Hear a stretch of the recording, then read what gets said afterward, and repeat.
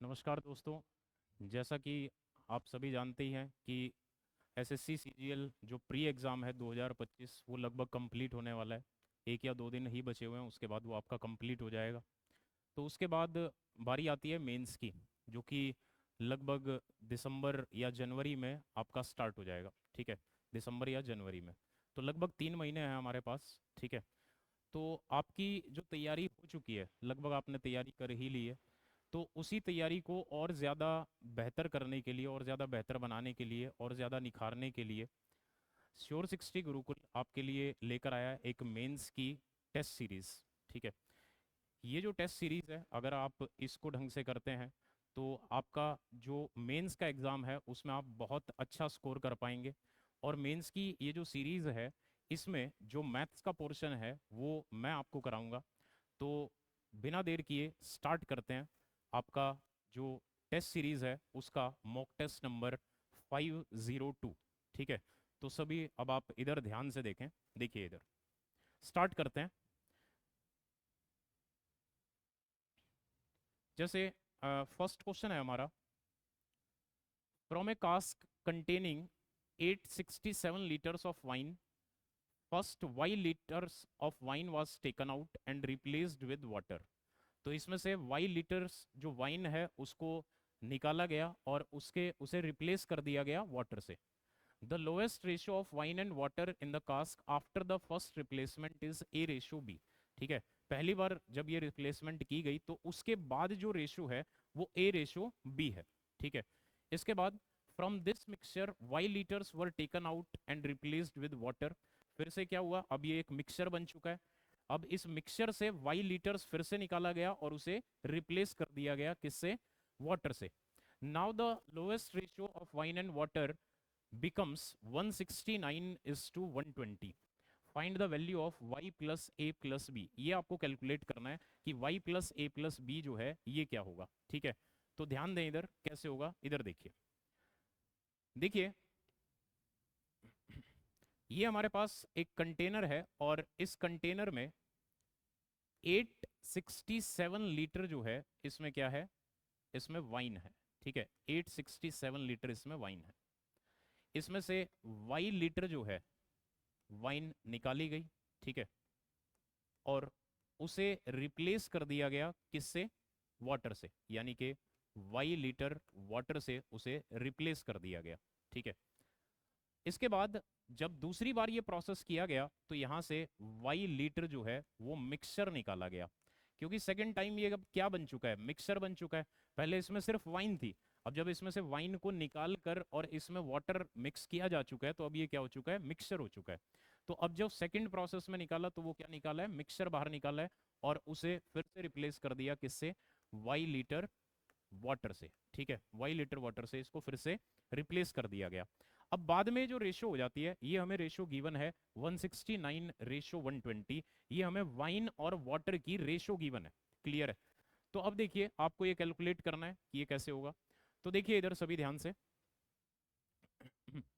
यहां पर अगर हम रेशो कैलकुलेट करते हैं, वाइन लेफ्ट और इनिशियल जो वाइन थी उसकी। ठीक है, शुरुआत में जो वाइन थी अगर हम उसके साथ इसकी रेशो कैलकुलेट करते हैं तो वो किसके बराबर आती है। देखिए हमें जो रेशो गिवन है वाइन और वाटर की, वाइन और वाटर की हमें रेशो गिवन है, वाइन और वाटर ये हमें रेशो गिवन है 169:120। ठीक है, तो अगर हम यहाँ पर टोटल मिक्सचर देखें कितना होगा तो आप इन दोनों को ऐड कर सकते हैं। जब आप इन दोनों को ऐड करोगे तो ये कितना आएगा, 289 आएगा। ठीक है, और शुरुआत में ये टोटल मिक्सचर, शुरुआत में तो क्या था, ये शुरुआत में तो ये टोटल वाइन ही था। ठीक है, तो इस मिक्सचर को हम क्या बोल सकते हैं, हम इसे इनिशियल वाइन भी बोल सकते हैं कि शुरुआत में वाइन जो थी वो इतनी थी। ठीक है, अब जो वाइन है वो कितनी है, 169 है। तो इनकी जो रेशियो है ये हमारे पास 169 और 289 आ चुकी है। क्लियर है। अब क्योंकि ये प्रोसेस दो बार किया गया है, अगर ये प्रोसेस दो बार किया गया है तो हम क्या करेंगे, इसमें स्क्वायर रूट करेंगे। अगर ये प्रोसेस एक बार किया गया होता तो हम इसे एज इट इज ही सोल्व करते, अगर ये प्रोसेस 3 बार किया गया होता तो हम इसमें क्यूब रूट करते। यहाँ पर ये प्रोसेस 2 बार किया गया है तो हम क्या करेंगे, इसका स्क्वायर रूट करेंगे। जब आप इसका स्क्वायर रूट करेंगे तो ये वैल्यू आ जाएगी 13:17, ये हमारे पास वैल्यू आ जाएगी। ये जो 13:17 आया है, ये हमारे पास किसकी रेशो आई है, ये हमारे पास रेशो आई है वाइन लेफ्ट और इनिशियल वाइन, ये हमारे पास रेशो आई है। और ये रेशो है कब की, ये रेशो है जब ये प्रोसेस पहली बार किया गया था उसके बाद की रेशो है। फर्स्ट टाइम जब ये प्रोसेस किया गया था तो उसके बाद की रेशो, ठीक है। तो यहां से हम ये लिख सकते हैं कि अगर मान लीजिए शुरुआत में वाइन जो है वो मान लेते हैं 17 लीटर थी, शुरुआत में अगर वाइन थी 17 लीटर, अब बाद में कितनी बची हुई है, पहले प्रोसेस के बाद कितनी बची हुई है, 13 बची हुई है। क्लियर है।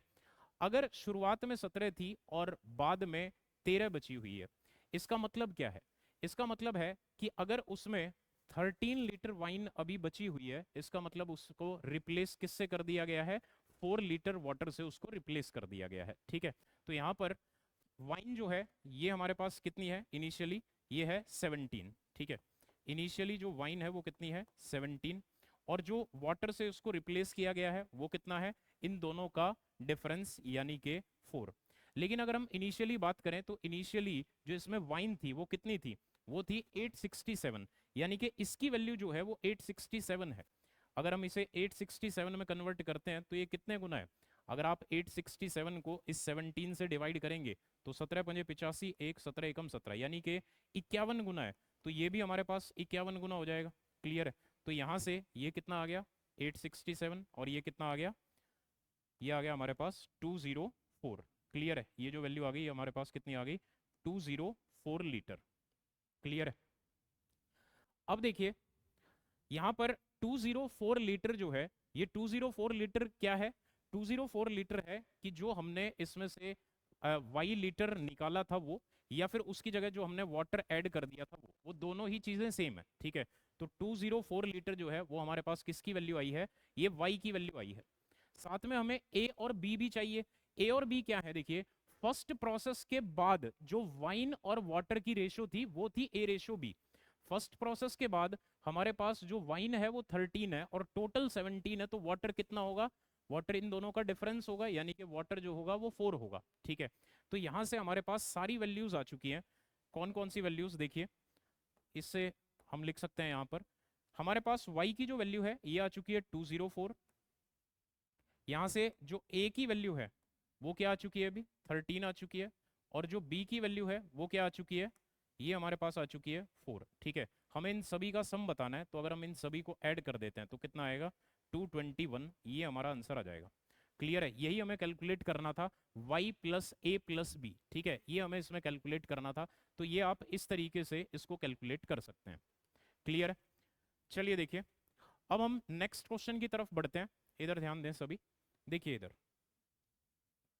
नेक्स्ट क्वेश्चन है, a book needs to be typed, A types it in 15 days. देखिए ए बी सी और डी ये हमें डाटा गिवन है। ए जो है ये इसे 15 दिन में टाइप कर देता है, बी जो है ये इसे 12 दिन में टाइप कर देता है, सी इसे 20 दिन में टाइप कर देता है, और डी जो है ये इसे 8 दिन में टाइप कर देता है। ठीक है। तो अगर हम यहाँ पर इनका एलसीएम लेते हैं तो हम उसे टोटल वर्क मान सकते हैं। तो एलसीएम लेते हैं अभी। देखिए 15, 12, 20 और 8 का अगर आप एलसीएम लेंगे तो कितना आएगा, 120 आ जाएगा। अगर आप इसको इससे भाग करेंगे तो ये 8 आएगा, इसको इससे भाग करेंगे तो ये 10 आएगा, इसको इससे भाग करेंगे तो 6 आएगा, इसको इससे भाग करेंगे तो 15 आएगा। इसके बाद हमें गिवन है कि जो ए और डी है जब ये एक साथ काम करते हैं तो उस टीम को, ए और डी को क्या बोल रहे हैं, विनस। बी और सी की जो टीम है उसे मरकरी, और ए और सी की जो टीम है उसे मार्स बोल रहे हैं। क्लियर है। आपको बताना है which of these 3 teams will finish typing the book first. तो आपको बताना है कि इनमें से कौन सी जो टीम है ये इस काम को सबसे पहले कर देगी। देखिए कौन सी टीम इसे सबसे पहले करेगी, जिसकी एफिशिएंसी सबसे ज्यादा होगी। जिसकी एफिशिएंसी सबसे ज्यादा है वही सबसे कम टाइम लेगा, वही उसे जल्दी कर देगा, सबसे पहले कर देगा। ठीक है। तो हमें बस ये देखना है कि किस टीम की एफिशिएंसी जो है वो सबसे ज्यादा है, बस हमें ये देखना है। ठीक है। तो देखिए इधर यहाँ पर अगर हम A+B, ए और डी की बात करें तो ए और डी की जो टीम है ये है विनस। ठीक है। और ए प्लस डी की अगर हम एफिशिएंसी की बात करें तो ए की एफिशिएंसी 8 है और डी की एफिशिएंसी कितनी है, 15 है। तो ये कितना आ गया अभी, 8 + 15, यानी कि ये हमारे पास 23 इसकी एफिशिएंसी आ गई।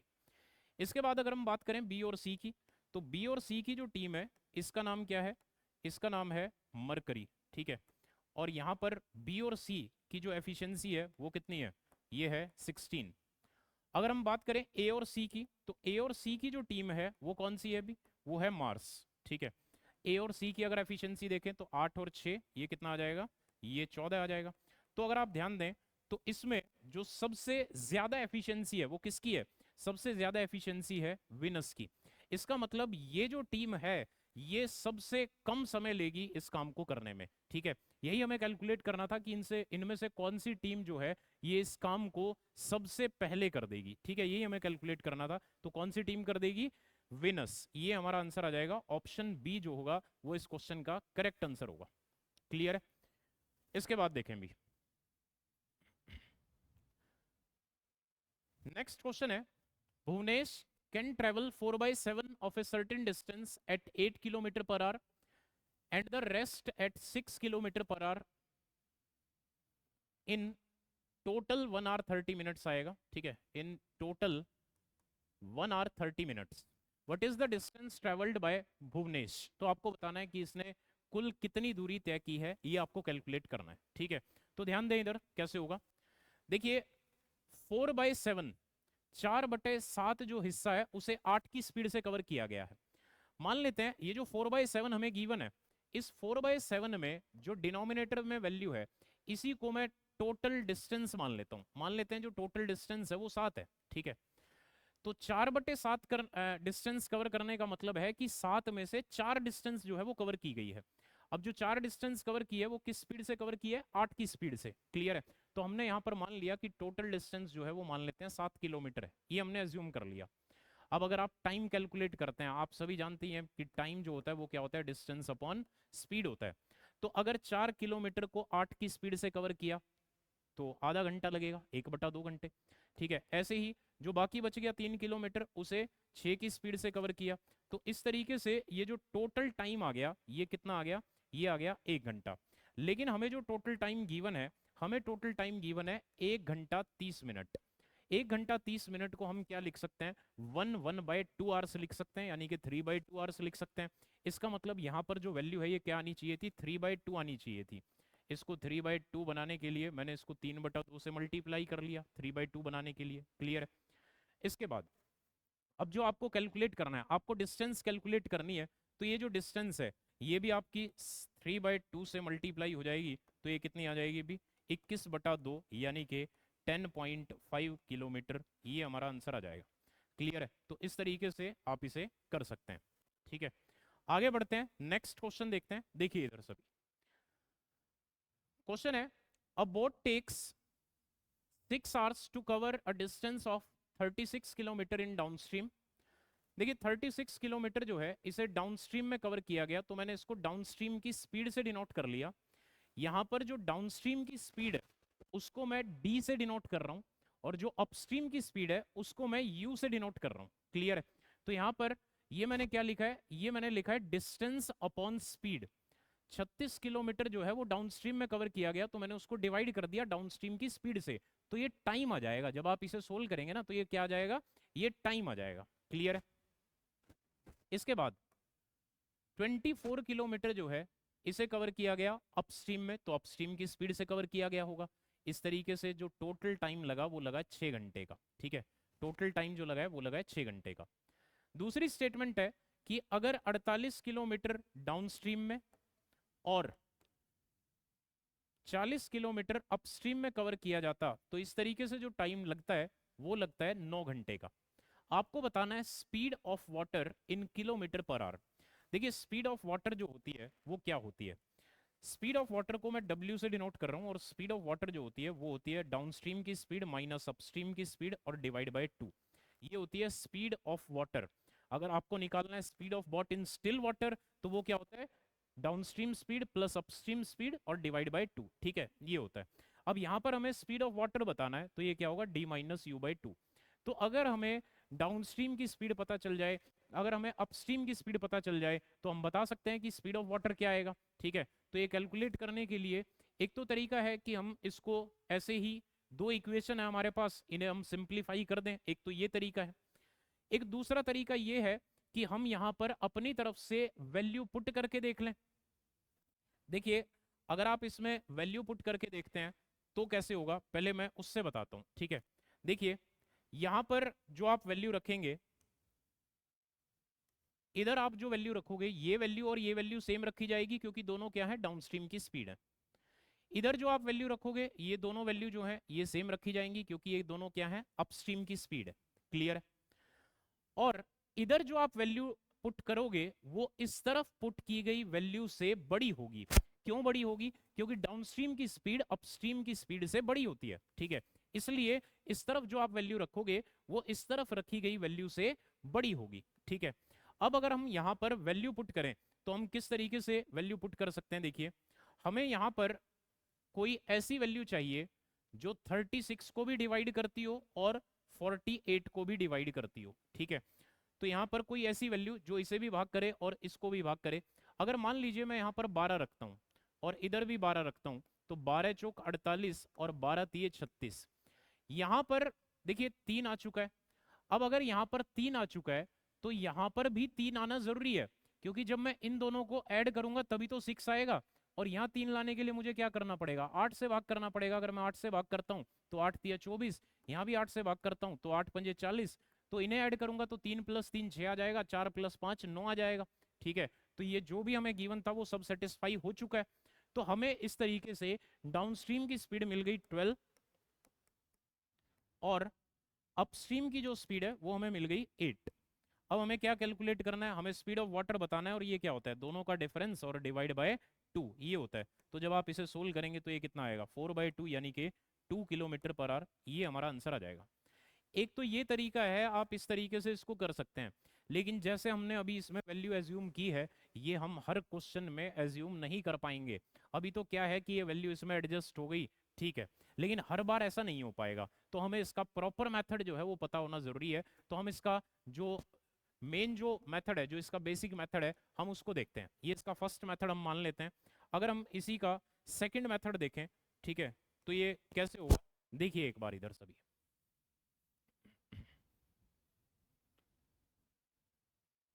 सेकंड मेथड जो है ये कैसे होगा सुनिए। तो हमें गिवन था कि डाउनस्ट्रीम में 36 किलोमीटर और अपस्ट्रीम में 24 किलोमीटर कवर करने में जो टाइम लगा है वो लगा है 6 घंटे का। फिर हमें गिवन था कि डाउनस्ट्रीम में 48 किलोमीटर और अपस्ट्रीम में 40 किलोमीटर कवर करने में जो टाइम लगा है वो टाइम लगा है कितना? 9 घंटे का। और आपको बताना है speed of boat in still water. ये जो दोनों इक्वेशंस हैं हमारे पास, अगर हम इन दोनों इक्वेशंस को सिंप्लीफाई कर लें तो कैसे होगा? देखिए इधर सभी, यहां पर देखिए, इधर है 24, इधर है 40। अगर मैं 24 और 40 का एलसीएम ले लेता हूं तो कितना आएगा? 120 आ जाएगा। इसको 120 बनाने के लिए मुझे 5 गुना करना पड़ेगा, इसको 120 बनाने के लिए मुझे 3 गुना करना पड़ेगा। तो मैंने पहली इक्वेशन को 5 गुना और दूसरी को मैंने 3 गुना कर दिया। अब जब हम इसे सोल्व करेंगे, क्या सोल्व करना है कि पहली में से दूसरी को घटा देते हैं। जब आप इसको घटाओगे तो यहाँ पर जो वैल्यू आएगी ये कितना आएगा? 5 गुना 36, और 5 गुना 36 कितना होगा? अभी 5 गुना 36 होगा 180। ठीक है, तो यहाँ से तो आ गया 180 डिवाइड बाई डी, माइनस 3 गुना 48 अगर हम करते हैं तो कितना आएगा? ये आएगा 144 डिवाइड बाय डी। ठीक है, इसके बाद यहां पर कितना आया? 120 बटा यू, यहां पर भी 120 बटा यू, ये प्लस में माइनस में कैंसिल हो जाएगा, इज इक्वल टू, इधर 5 गुना 3 6 करेंगे तो ये 30 आएगा, और माइनस में 3 गुना 9 करेंगे तो ये 27 आएगा। जब आप 180 में से 144 को घटाओगे तो क्या वैल्यू आएगी? यहाँ से 36/d इज इक्वल टू 3, और यहाँ से d की वैल्यू जो है वो 12 आ जाएगी।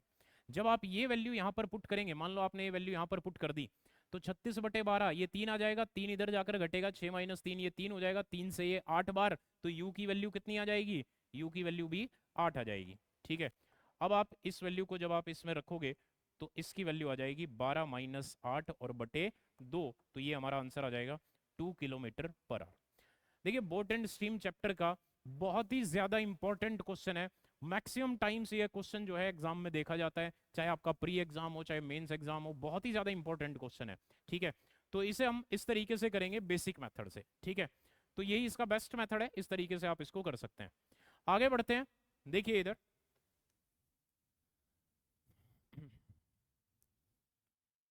एक्स नहीं आएगा शायद। वेन 860, 860, 1712 और 3203, अगर आप इसे डिवाइड करते हैं एक 2 डिजिट नंबर x से, अगर आप इसे 2 अंकों की संख्या x से विभाजित करते हैं, तो हर कंडीशन में रिमाइंडर जो है वो सेम आता है, और सेम रिमाइंडर क्या आता है, y आता है। ठीक है, आपको बताना है कि अगर 2x प्लस वाई जो है उसे हम इस तरीके से लिख सकते हैं। देखिए ये जो होगा इसे आप इस तरीके से लिखें, p into Q into R square. ठीक है, इस तरीके से होगा, ये थोड़ा करेक्शन करें इसमें। ठीक है, आगे क्या लिखा हुआ है, where P Q and R are prime numbers, जहां पर पी क्यू और आर जो है वो अभाज्य संख्याएं हैं। ठीक है, then what is the value of P plus Q plus R. देखिए प्राइम नंबर्स आप जानते हैं क्या होते हैं, प्राइम नंबर्स वो नंबर्स होते हैं which are divisible by only one and itself, जिनके सिर्फ दो ही अलग अलग गुणनखंड होते हैं, one and the number itself. ठीक है, जो सिर्फ अपने आप से और एक से भाग होते हैं वो होते हैं प्राइम नंबर्स, अभाज्य संख्याएं। अब देखिए इस तरह का जो क्वेश्चन है ये भी एचसीएफ एलसीएम का देखिए बहुत ही ज्यादा इंपॉर्टेंट क्वेश्चन है। अगर हर कंडीशन में रिमाइंडर सेम आता है और वो सेम रिमाइंडर हमें गिवन नहीं है कि वो सेम रिमाइंडर है क्या, तो हम कैसे सोल्व करेंगे क्वेश्चन को। देखिए इधर इनका आपस में डिफरेंस लेंगे और इनका आपस में डिफरेंस लेंगे, वो जो वैल्यू आएगी उसका आप एचसीएफ कैलकुलेट करेंगे। ठीक है, देखिए कैसे, देखिए इधर यहां पर अगर मैं इसमें से इसको घटाता हूं तो 2 - 0 करेंगे 2 आएगा, 11 - 6 करेंगे 5 आएगा, और 16 - 8 करेंगे तो 8 आएगा। अगर मैं इसमें से इसको घटाता हूं तो 3 - 2 करेंगे 1 आएगा, 10 - 1 करेंगे 9 आएगा, 11 - 7 करेंगे 4 आएगा, और 2 - 1 करेंगे तो 1 आएगा। इन दोनों का अगर हम एचसीएफ लेते हैं तो यहाँ पर क्या वैल्यू आएगी, एचसीएफ जो है वो आप डिफरेंस फैक्टर से, डिफरेंस मेथड से भी कैलकुलेट कर सकते हैं। डिफरेंस मेथड से एचसीएफ किस तरीके से कैलकुलेट होता है, एचसीएफ जो होता है वो या तो उनका डिफरेंस होता है या फिर उस डिफरेंस का कोई फैक्टर होता है। ठीक है, तो अगर हम यहाँ पर डिफरेंस लें तो 11 - 2 करेंगे 9 आएगा, 8 - 5 करेंगे 3 आएगा, और 14 - 8 करेंगे तो 6 आएगा। ठीक है, ये हमारे पास वैल्यू आ गई। अब देखिए हमें ये कहा गया कि ये जो नंबर्स हैं ये कंप्लीटली डिवाइड होते हैं किससे, 2 अंकों की एक संख्या से। ठीक है, यानी कि इनका जो एचसीएफ है वो ये तो नहीं आएगा भी, इससे तो ये कंप्लीटली डिवाइड नहीं होंगे। यहां पर देखिए हमें एक ऐसा नंबर चाहिए जिससे ये डिवाइड भी होते हो, जिससे डिवाइड भी होते हो और वो 2 अंकों की भी संख्या होनी चाहिए। ठीक है, तो हम इसके फैक्टर्स बनाकर देखते हैं। हम इसे कैसे लिख सकते हैं, देखिए भी या तो मैं इसको 1 × 6 3 9 लिखता। ठीक है, ये तो आ नहीं सकता। उसके बाद ये 2 से भाग नहीं होता, 3 से होता है, 3 से अगर करें तो 3 दूनी 6, 3 एकम 3, 3 तिया 9, तो 213 जो है ये आ गया हमारे पास। अगर हम 213 से देखें कि भी ये डिवाइड होता है या नहीं होता है, तो 213 का ये कितने गुना है, 4 गुना है। ठीक है, अगर हम 213 से इसको देखें कि ये भाग होता है या नहीं होता है, तो 7 गुना है। तो 213 से ये दोनों डिवाइड होते हैं, यानी कि इनका जो एचसीएफ है वो 213 है। लेकिन हम 213 भी आंसर नहीं बता सकते, क्योंकि हमें क्या बताना है, हमें 2 अंकों की संख्या बतानी है। तो थोड़ा और आगे चलते हैं भी, इसे भी नहीं बता सकते क्योंकि ये एक 3 डिजिट नंबर है, हमें 2 अंकों की संख्या बतानी है। उसके बाद अगर हम देखें 4 से भाग नहीं होता, 5 से नहीं होता, 6 से नहीं होता, 7 से नहीं होता, 8 से नहीं होता, 9 से हो जाएगा भी, 9 से अगर करें 9 7 63 और 9 एकम 9। ठीक है, 71 से, तो 71 से ये कंप्लीटली डिवाइड होते हैं, और ये एक 2 अंकों की संख्या भी है, ये एक 2 डिजिट नंबर भी है। ठीक है, तो यहां पर ये हमारे पास वैल्यू आ गई। अब ये जो वैल्यू आई है ये किसकी वैल्यू आई है, ये एक्स की वैल्यू आई है। क्लियर है। इसके बाद फिर हमें गिवन है कि हर कंडीशन में रिमाइंडर जो है वो y आता है। जब आप डिवाइड करेंगे इससे तो हर कंडीशन में जो रिमाइंडर आएगा वो y आएगा। तो एक बार डिवाइड करके देखते हैं क्या आएगा।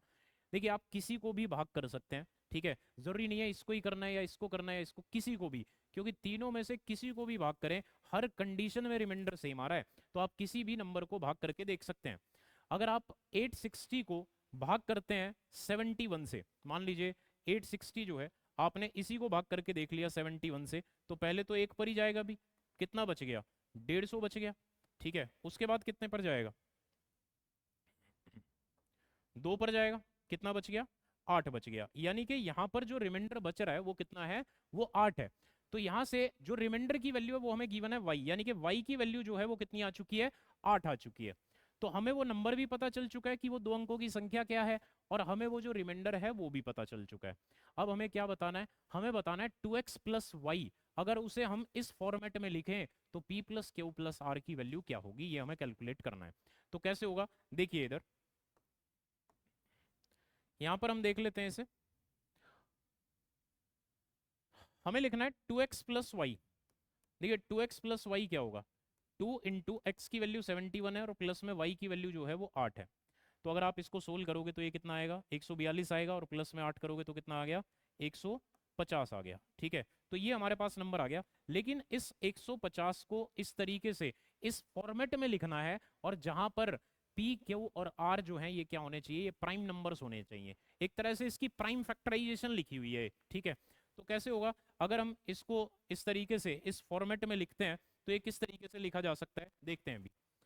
देखिए ये जो 150 है इसे आप 15 गुना 10 लिख सकते हैं। 15 का मतलब क्या है, 3 गुना 5, और 10 का मतलब क्या है, 2 गुना 5।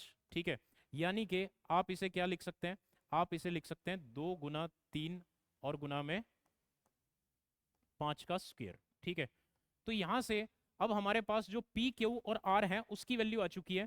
पी की वैल्यू हम 2 मान लेते हैं, क्यू की वैल्यू हम 3 मान लेते हैं, आर की वैल्यू जो है वो हम 5 मान लेते हैं। अब हमें क्या कैलकुलेट करना है, हमें कैलकुलेट करना है P plus Q plus R, ये हमें कैलकुलेट करना है। तो ये किसके बराबर होगा, 2 प्लस 3 और प्लस में 5, तो कितना आ गया अभी, 10। ये हमारा आंसर आ जाएगा।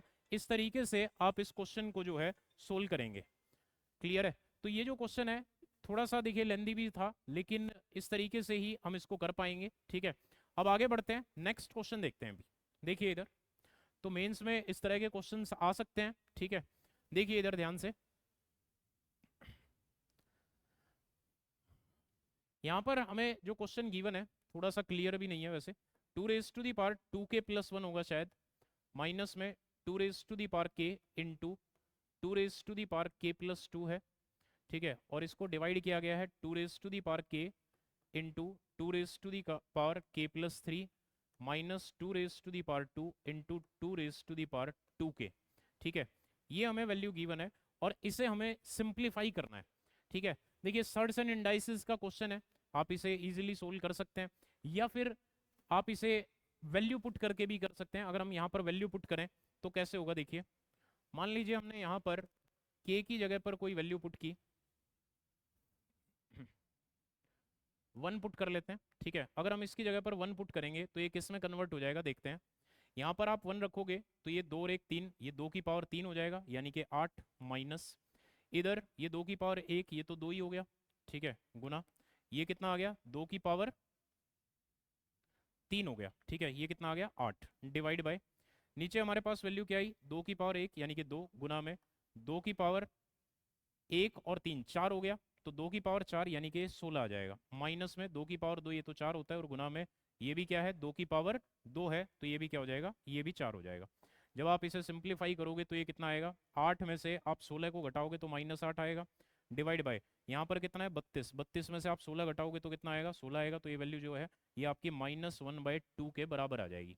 ठीक है, -1/2। ठीक है, ऑप्शन सी जो है ये हमारा करेक्ट आंसर हो जाएगा इसका। तो इसे आप इस तरीके से करेंगे। क्लियर है, चलिए देखिए अब हम नेक्स्ट क्वेश्चन देखते हैं।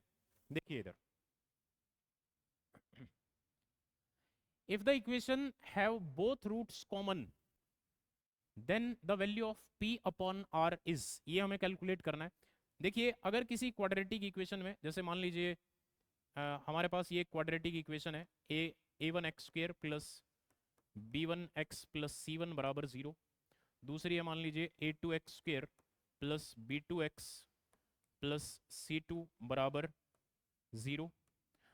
अगर दोनों रूट्स जो हैं वो कॉमन है, बोथ रूट्स आर कॉमन, तो उस केस में हमें क्या करना होता है अभी, उस केस में रिजल्ट होता है a1/a2 is equal to b1/b2 is equal to c1/c2। ठीक है, ये रिजल्ट होता है, तो हमें इसे इसी फॉर्मेट में जो है कन्वर्ट कर लेना है। देखिए इधर, तो जो पहली इक्वेशन है वो हमें गिवन है k into 21x² plus 24 plus RX plus 14x² minus 9 बराबर 0।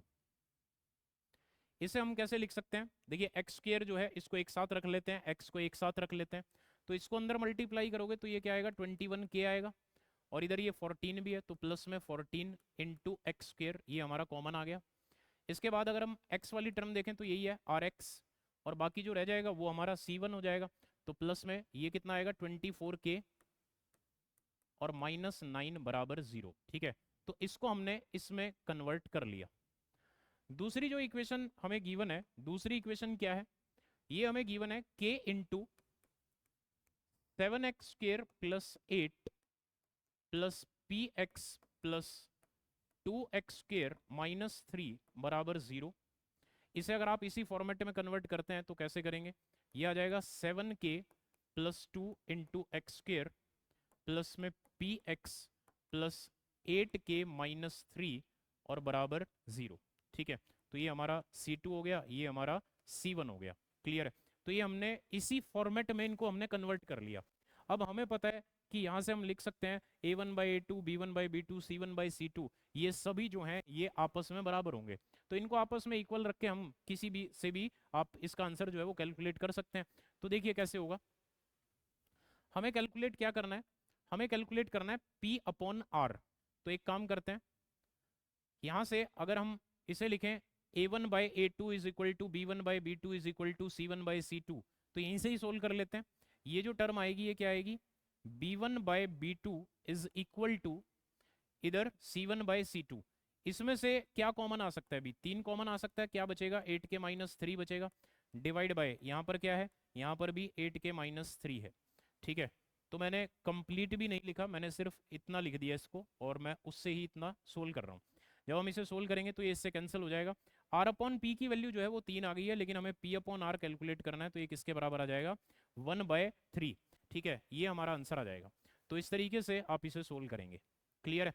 आगे बढ़ते हैं नेक्स्ट क्वेश्चन की तरफ। देखिए इधर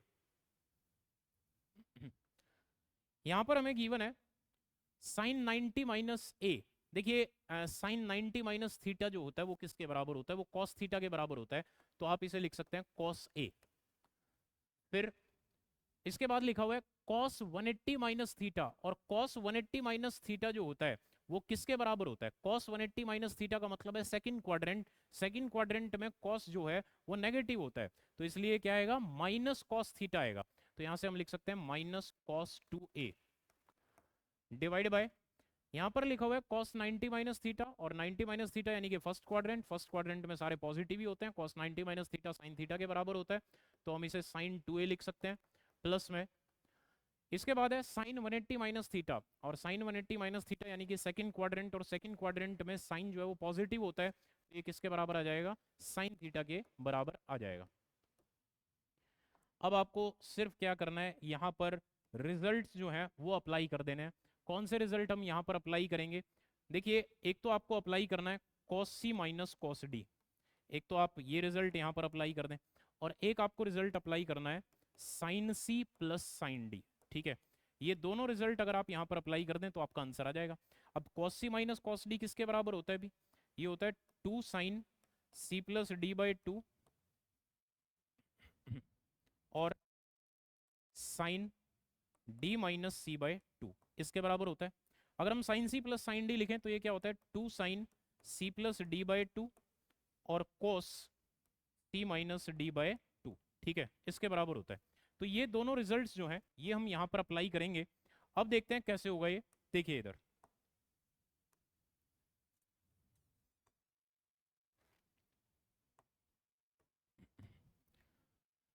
तो यहाँ पर अगर हम रिजल्ट अप्लाई करें तो इसे हम क्या लिख सकते हैं, ये लिखा हुआ है cos C minus cos D, और cos C minus cos D किसके बराबर है, ये है 2 कॉस, जब आप c प्लस डी बाई 2 करोगे, a प्लस 2 है तो वो 3 हो जाएगा, तो 2 cos C plus D by 2, sorry sine आएगा 2 sine C plus D by 2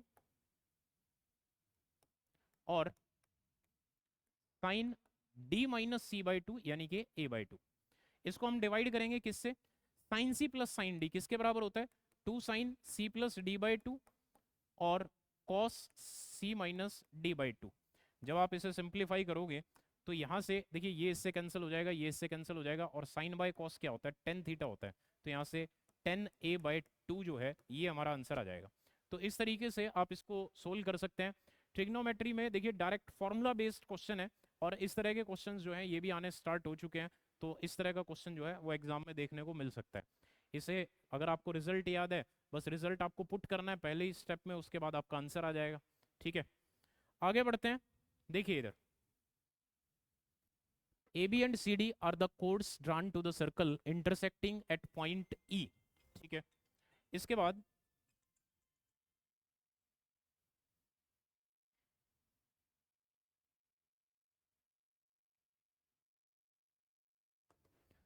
हमें गिवन है कि AB और CD जो है वो इसकी दो कोड्स हैं, ठीक है, जो कि एक दूसरे को पॉइंट E पर कट करती हैं।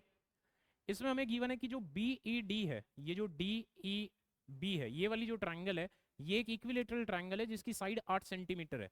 यानी कि ये भी 8 है, ये भी 8 है, और ये भी 8 है।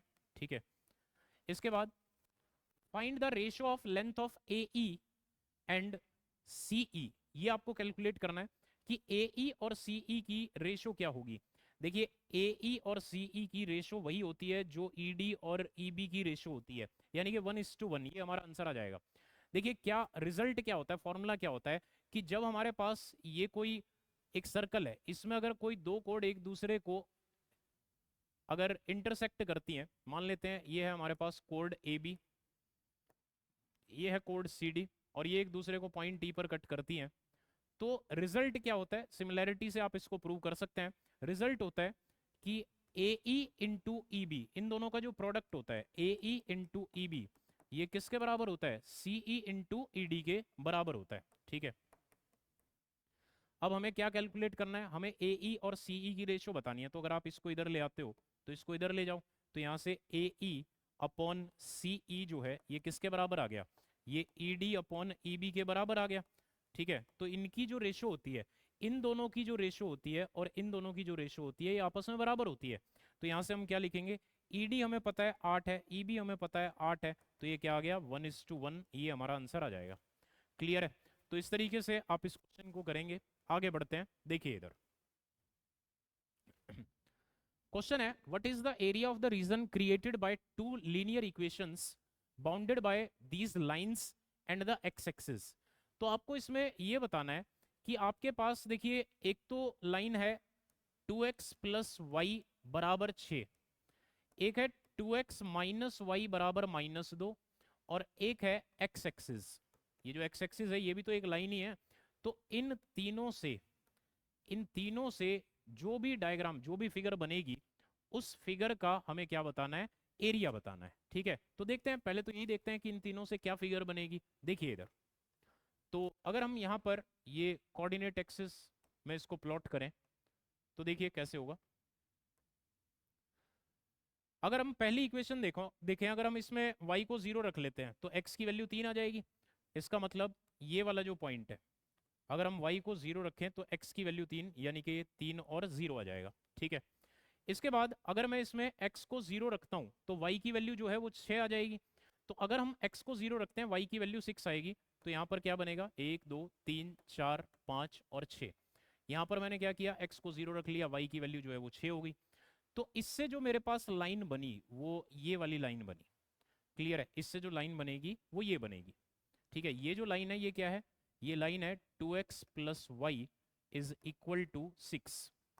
इसके बाद अगर हम सेकंड देखें, यहां पर अगर मैं y को 0 रख लेता हूं तो 2x बराबर -2, x बराबर -1 आ जाएगा। ठीक है, तो x की वैल्यू जो है वो -1 आ जाएगी, कब, जब y 0 है, तो ये आ जाएगा -1 और 0।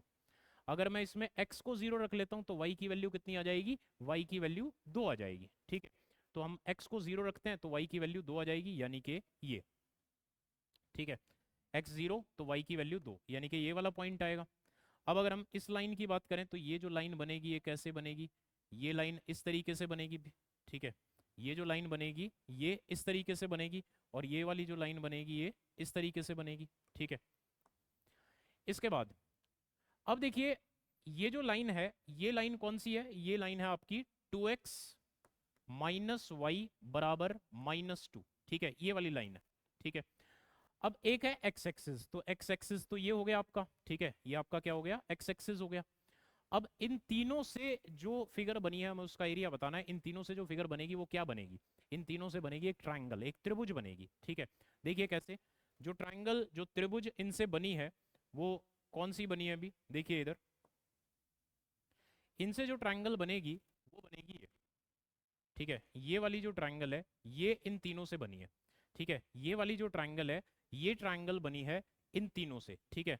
हमें क्या करना है, हमें इस ट्राइंगल का हमें एरिया कैलकुलेट करना है, ठीक है। तो इसका जो एरिया है वो किस तरीके से आएगा वो देखें भी। देखिए आपको पता है कि किसी भी ट्राइंगल का जो एरिया होता है ये होता है half of base into height. तो हाफ ऑफ बेस, हमें ये वाली जो ट्राइंगल है हमें इसका एरिया बताना है, ठीक है। अब इसका बेस क्या है, बेस है यहाँ से लेकर और यहाँ तक। यहाँ पर क्या है -1, यहाँ पर क्या है +3, तो यहाँ से यहाँ तक जाओगे तो टोटल गैप कितना है 4 का, हाफ ऑफ बेस इनटू। अब हाइट देखते हैं, हाइट क्या होगी। देखिए ये जो पॉइंट है, ये पॉइंट इन दोनों लाइंस का 2x + y = 6 और 2x - y = -2, इन दोनों का इंटरसेक्शन पॉइंट है ये।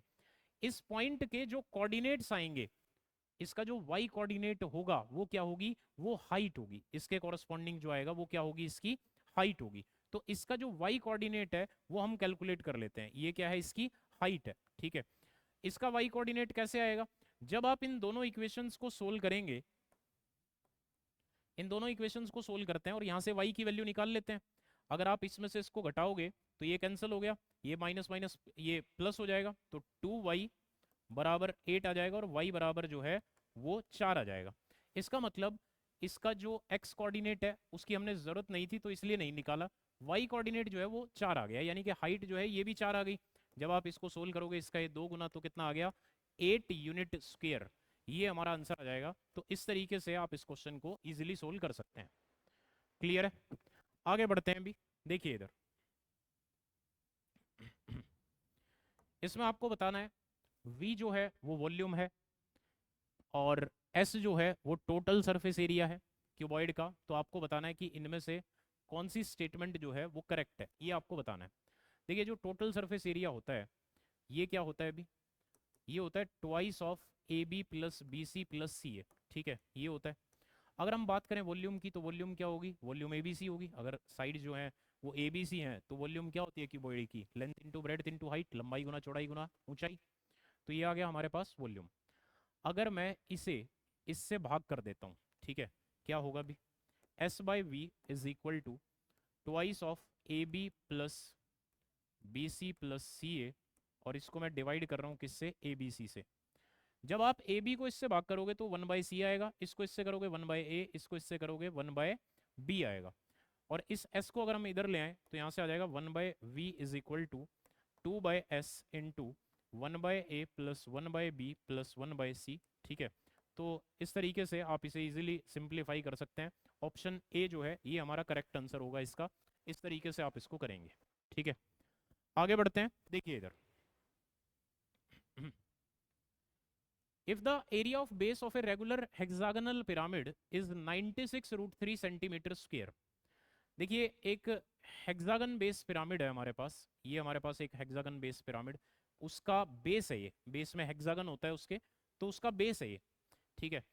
इसमें हमें गिवन है कि इसका जो बेस एरिया है वो हमें गिवन है। एक हेक्सागन का जो एरिया होता है वो 6 गुना होता है इक्विलेटरल ट्रायंगल के एरिया का, 6 टाइम्स ऑफ √3/4 A², क्योंकि इसके सेंटर से जब हम इसके वर्टिसेस को ज्वाइन करते हैं तो उससे हमारे पास 6 इक्विलेटरल ट्रायंगल्स बन जाती हैं, ठीक है। तो इसका जो एरिया होता है वो किसके बराबर होता है, वो 6 इक्विलेटरल ट्रायंगल के एरिया के बराबर होता है, ठीक है। अब ये वैल्यू जो है ये हमें दे रखी है 96√3, ठीक है। इसे जब आप सोल्व करेंगे यहाँ से तो √3 से √3 कैंसिल हो जाएगा, 6 से इसको करेंगे 16 और 4 इधर 64, तो ए की वैल्यू जो है वो 8 आ जाएगी। यानी कि ये जो हेक्सागन है, बेस में जो हेक्सागन है उसकी साइड आ चुकी है 8, ठीक है। इसके बाद इसके जो फेसेस हैं, एक फेस मान लेते हैं, ये वाला मान लेते हैं, ठीक है। तो इसके जो फेसेस हैं इसका एरिया हमें गिवन है, यानी कि इसका एरिया हमें गिवन है 32√3। अब हमें क्या बताना है, वॉल्यूम बतानी है। देखिए वॉल्यूम होती क्या है, पहले तो हमें ये पता होना चाहिए। वॉल्यूम ऑफ पिरामिड होती है 1/3 into area of base into height. ठीक है, वॉल्यूम जो होती है वो ये होती है। अब यहाँ से वॉल्यूम के लिए 1/3 इंटू एरिया ऑफ बेस कितना दे रखा है, ये तो दे ही रखा है 96√3। ठीक है, इंटू में हाइट। तो हाइट जो है बस वो यहाँ पर हमारे पास आएगी। ठीक है, देखिए जब आप इसको सोल्व करते हैं तो ये इसका कितने गुना है अभी, ये इसका 32 टाइम्स है। ठीक है, अब यहाँ से देखिए जो आंसर आएगा, यहाँ पर हाइट जो भी आएगी वो 32 का मल्टीपल हो सकती है। 32 से कौन डिवाइड होगा, 32 से कम 32 कितना बच गया, 6 64, और 32 दूनी 64, तो ये वाला डिवाइड हो जाएगा। तो ऑप्शन सी जो है ये हमारा आंसर होगा इसका। ठीक है, बाकी हम इसको सोल्व करके देखते हैं। देखिए इधर हमें चाहिए इसकी हाइट, हाइट कैसे आएगी वो देखिए। ये हमने कैलकुलेट कर लिया कि ये जो साइड है ये कितनी है, ये साइड जो है ये 8 है। ठीक है, अगर हम यहाँ से अगर मैं इसे ज्वाइन करता हूँ इस तरीके से, तो यहाँ से लेकर और यहाँ तक ये जो होता है ये होती है स्लांट हाइट। ठीक है, किसी भी पिरामिड की जो स्लांट हाइट होती है वो क्या होती है, इसके जो फेस होते हैं उसकी हाइट को ही पिरामिड की स्लांट हाइट कहा जाता है।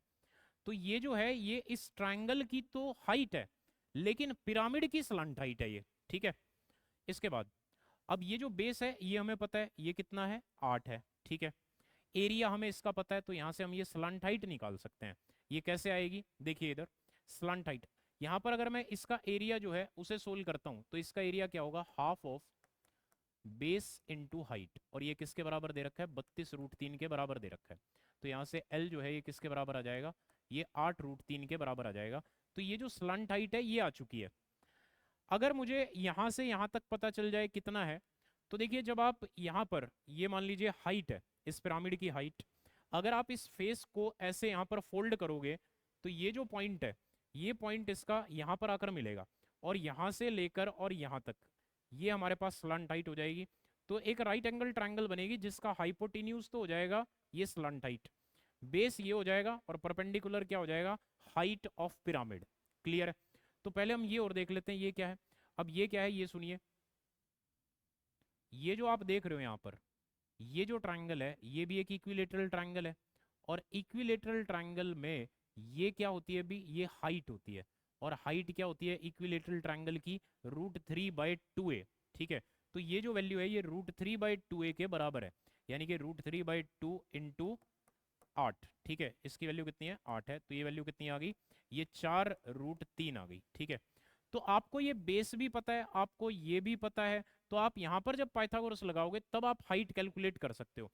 तो अब अगर आप इसकी हाइट कैलकुलेट करते हैं तो हाइट क्या होगी भी, हाइट होगी पाइथागोरस से स्क्वायर रूट ऑफ 8√3 का होल स्क्वायर माइनस में 4√3 का होल स्क्वायर। ठीक है, क्योंकि ये उस राइट एंगल ट्रायंगल का हाइपोटेन्यूज बनेगा, ये बेस बनेगा, और हाइट परपेंडिकुलर क्या बनेगा, हाइट ऑफ पिरामिड। तो यहां से हाइट जो आ जाएगी ये कितनी आएगी भी, इसको आप सोल्व कर सकते हैं, कितना आएगा बताइए। ये आ गया आपका 8 का स्क्वायर 64 इंटू 3, तो ये आ जाएगा 192, माइनस ये कितना आ गया, 4 चौक 16, ये 48। ठीक है, और उसका स्क्वायर रूट। ठीक है, ये हमारे पास वैल्यू आ गई। अब जब आप इसे सोल्व करेंगे तो ये कितना आएगा, 12 में से 8, ये 4 आ गया, ये भी 4 आ गया, तो ये 12 आ जाएगी। तो हाइट जो है ये कितनी आ जाएगी, ये आ जाएगी 12। ठीक है, तो यहाँ पर अगर हम इसकी जगह पर 12 रखते हैं, ठीक है, तो ये हमारा आंसर आ जाएगा, कितना आएगा अभी, 384√3 सेंटीमीटर क्यूब। ठीक है, ये हमारा आंसर आ जाएगा। तो पिरामिड से ये अच्छा क्वेश्चन था। देखिए सिलेबस में वैसे तो लिखा हुआ है regular pyramid with triangular and square base, लेकिन एग्जाम में हेक्सागोनल बेस पिरामिड से भी क्वेश्चंस आ चुके हैं। ठीक है, तो ये भी इंपॉर्टेंट है, इसको भी आप ध्यान से करेंगे। ठीक है, आगे बढ़ते हैं। भी देखिए इधर there are 8 points in a plane out of which 3 are collinear, how many straight lines can be formed by joining them। देखिए 8 पॉइंट है, अगर आप एक स्ट्रेट लाइन बनाते हैं तो स्ट्रेट लाइन बनती कैसे है, किन्हीं भी 2 पॉइंट को अगर आप ज्वाइन कर देते हैं, ठीक है, तो उससे एक स्ट्रेट लाइन बन जाती है। यानी कि आपको सिर्फ क्या करना है, 8 में से किन्हीं भी 2 पॉइंट को सिलेक्ट करना है। 8 पॉइंट अवेलेबल हैं, उनमें से किन्हीं भी दो को सेलेक्ट करना है, तो उनसे आप लाइंस बना सकते हैं। टोटल नंबर ऑफ लाइंस देखते हैं कितनी बनेगी। टोटल नंबर ऑफ लाइंस बनेगी 8c2 इस तरीके से।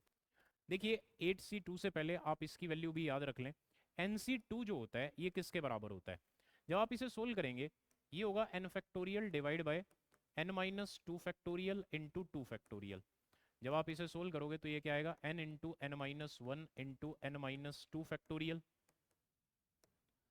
Divide by n minus two factorial, और इधर ये 2 फैक्टोरियल को मैं 2 लिख रहा हूँ, तो इससे कैंसिल हो गया।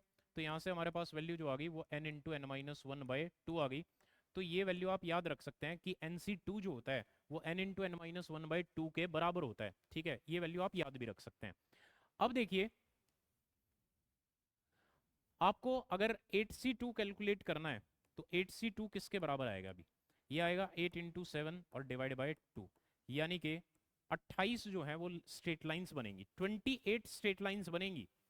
लेकिन इसमें हमें गिवन है कि इसमें तीन जो पॉइंट है वो कोलिनियर है। कोलिनियर पॉइंट्स क्या होते हैं? इन्हें बोलते हैं सररेखीय बिंदु। कोलिनियर पॉइंट्स वो होते हैं जो एक ही लाइन पर लाई करते हैं, उन्हें बोलते हैं कोलिनियर पॉइंट्स। ठीक है, तो इसमें से तीन पॉइंट जो हैं वो ऐसे हैं, जैसे ये एक पॉइंट हो गया, ये एक पॉइंट हो गया, ये एक पॉइंट हो गया। तो ये जो तीनों पॉइंट हैं ये एक ही लाइन पर लाई करते हैं।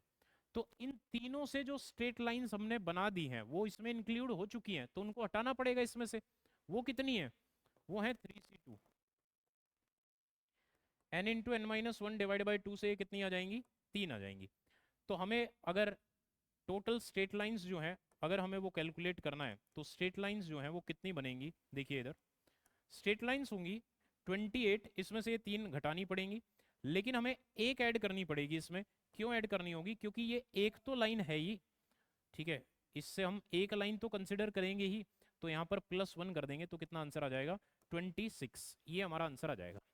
क्लियर है? तो आप इसे इस तरीके से करेंगे। आगे बढ़ते हैं, देखिए इधर there is a polygon of 11 sides, how many triangles can be drawn by only using the vertices of the polygon? देखिए अगर आप 3 पॉइंट्स को ज्वाइन करेंगे तो उससे आपकी ट्रायंगल बनेगी। ठीक है, आपको 3 लाइन सेगमेंट चाहिए, तो आपको क्या करना है? 11 साइड्स हैं, ठीक है, 11 साइड्स, और उनमें से आपको ट्रायंगल्स बतानी है कितनी बनेंगी। ठीक है, तो 3 को सेलेक्ट करना है। 11 में से अगर आप 3 को सेलेक्ट करेंगे तो उससे ही आपके पास ट्रायंगल्स बनेंगी। तो यहाँ से किन्हीं भी 3 को आप सेलेक्ट कर सकते हैं। ठीक है, तो 11c3 सोल्व कर लेते हैं। ये आ जाएगा 11 फैक्टोरियल डिवाइड बाय 8 फैक्टोरियल और 3 फैक्टोरियल। ये कितना आ गया? 11 गुना 10 गुना 9 गुना 8 फैक्टोरियल, तो कैंसिल ही हो जाएगा, लिखने की जरूरत नहीं थी वैसे। और इधर 3 फैक्टोरियल कितना होता है अभी? 3 गुना 2 होता है। ठीक है, जब आप इसे सिंप्लीफाई करोगे तो 8 फैक्टोरियल से ये कैंसिल हो जाएगा। 3 का ये 3 गुना है, इसका ये 5 गुना है, तो ये कितना आ गया अभी? ये आ गया 11 गुना 15, और 11 गुना 15 कितना आएगा? 11 5 55, 5 और 11 5 16, 165 जो है ये हमारा आंसर आ जाएगा। क्लियर है? तो आप इसे इस तरीके से सोल्व करेंगे। अब हम नेक्स्ट क्वेश्चन की तरफ बढ़ते हैं। आगे देखिए अभी यहाँ पर हमें गिवन है फ्रीक्वेंसी गिवन है और वेरिएबल गिवन है, और आपको बताना है कि इसका जो मीन डेविएशन होगा फ्रॉम मीन, ये आपको कैलकुलेट करना है। मीन डेविएशन फ्रॉम मीन किस तरीके से आता है, ध्यान से समझिए। देखिए इधर यहाँ पर हमें जो वेरिएबल की वैल्यू गिवन है ये हमें गिवन है 10 30 50। ठीक है, इस तरीके से लिख लेते हैं इसको। एक्स की वैल्यू हमें गिवन है 10 30 50 70 90। और अगर हम बात करें फ्रीक्वेंसी की तो जो हमें फ्रीक्वेंसी गिवन है ये हमें गिवन है 4 24 28 16 और 8, ये हमें फ्रीक्वेंसी गिवन है। यहाँ से हमें कैलकुलेट करना है mean deviation from mean. Mean deviation जो है वो किस तरीके से हम कैलकुलेट करेंगे? देखिए मेथड्स ऑफ डिस्पर्जन या मेथड्स ऑफ वेरिएबिलिटी या फिर मेथड्स ऑफ वेरिएशंस, ये होते हैं मीन डेविएशन। सिर्फ मीन डेविएशन नहीं होता, इसके और भी टाइप्स होते हैं, जैसे रेंज इसी का टाइप है, मीन डेविएशन इसी का टाइप है, स्टैंडर्ड डेविएशन या वेरिएंस जो है वो भी इसी का टाइप है। ठीक है, तो देखते हैं इसे कैसे कैलकुलेट होता है। इसके लिए सबसे पहले हमें क्या करना होगा? सबसे पहले हमें यहाँ पर मीन कैलकुलेट करना होगा। ठीक है, वो कैलकुलेट करने के लिए क्या करना है, ये जो डाटा है इसे आप थोड़ा सा सिंप्लीफाई भी कर सकते हैं। कैसे? सुनिए, आप इसे एज इट इज सोल्व करना चाहते हैं एज इट इज सोल्व कर सकते हैं, या थोड़ा सिंप्लीफाई करके तब भी किया जा सकता है। देखिए इधर जैसे हमें पता है कि ये सारी वैल्यूज जो हैं, ये सारी वैल्यू 10 से भाग होती हैं, तो हम इनको 10 से भाग कर देते हैं, 10 से डिवाइड कर देते हैं, बाद में मल्टीप्लाई कर लेंगे, ठीक है। अभी फिलहाल इसको हम सोल्व करते हैं इस तरीके से। तो ये जो वैल्यू है, जब आप इसको 10 से भाग करोगे तो ये कितना आ जाएगा, ये 1 आ जाएगा, ठीक है। ये कितना आ जाएगा, 3 आ जाएगा। ये कितना आ जाएगा, 5 आ जाएगा। ये कितना आ जाएगा, 7 आ जाएगा। और ये कितना आ जाएगा, 9 आ जाएगा। ये जो फ्रीक्वेंसी है, इसे अगर आप ध्यान दें तो इसे भी सिंप्लीफाई किया जा सकता है। ये सारी वैल्यू किससे भाग होती हैं, 4 से भाग होती हैं, तो इसे 4 से भाग कर लेते हैं। जब हम इसे 4 से भाग करेंगे तो यहाँ पर 1 आएगा, इधर 6 आएगा, इधर 7 आएगा, इधर 4 आएगा और इधर 2 आएगा। तो मान लेते हैं हमारे पास वेरिएबल की वैल्यू ये है और फ्रीक्वेंसी की वैल्यू ये है। अब मीन कैलकुलेट करने के लिए पहले हमें एफ एक्स कैलकुलेट करना होता है, यानी कि इनको मल्टीप्लाई करना होता है। 1 गुना 1 करेंगे, 1 आएगा, 6 तिया 18, 7 5 35 और 7 चौक 28 और 9 दूनी 18। ये हमारे पास वैल्यू आएंगी। क्लियर है। अब जब आप मीन कैलकुलेट करते हैं तो इस तरीके से जो मीन होता है वो कैसे आता है, मीन होता है sigma F x upon sigma F, ठीक है। यानी कि जो एफ एक्स है उसको हम ऐड करेंगे और जो एफ है उसे ऐड करेंगे। एफ एक्स को पहले हम ऐड करके देखते हैं कितना आएगा, ठीक है। यहाँ पर हमारे पास वैल्यू है वैल्यूज ठीक लिखी है हमने, 24 28 16 8, ठीक है। 4 से भाग किया, 1 6 7 4 और 4 दूनी 8, ठीक है। ठीक है, 9 दूनी 18, 7 चौक 28, 5 7 35, 6 3 18 और 1, ये भी ठीक है। अब अगर हम इसको सोल्व करते हैं तो ये कितना आएगा, 8 18 और 28, ये कितना हो गया अभी, 46 हो गया। 46 में अगर हम 35 ऐड करते हैं तो कितना आ जाएगा, ये हमारा 81 आ जाएगा, ठीक है। 81 में अगर हम 19 ऐड करते हैं तो कितना आ जाएगा, ये हमारे पास 100 आ जाएगा। तो सिग्मा एफ एक्स जो है वो 100 आ गया, divide by sigma F. Sigma F कितना है, 4 और 2 6, 6 और 7 13, 13 और 6 19 और 1 20, ठीक है। तो यहाँ से हमारे पास ये वैल्यू जो है वो 5 आ गई। लेकिन आपने शुरुआत में ये जो x है इसको 10 से भाग कर रखा था, तो आप इसको 10 से मल्टीप्लाई कर दें, या फिर एक काम करते हैं अभी इसी से सोल्व करते हैं, बाद में कर देंगे, ठीक है। अभी इसी को चलने दो। मान लेते हैं मीन जो है वो 5 आ गया। अब देखिए, अब हमें कैलकुलेट करना होता है mod of x minus mean.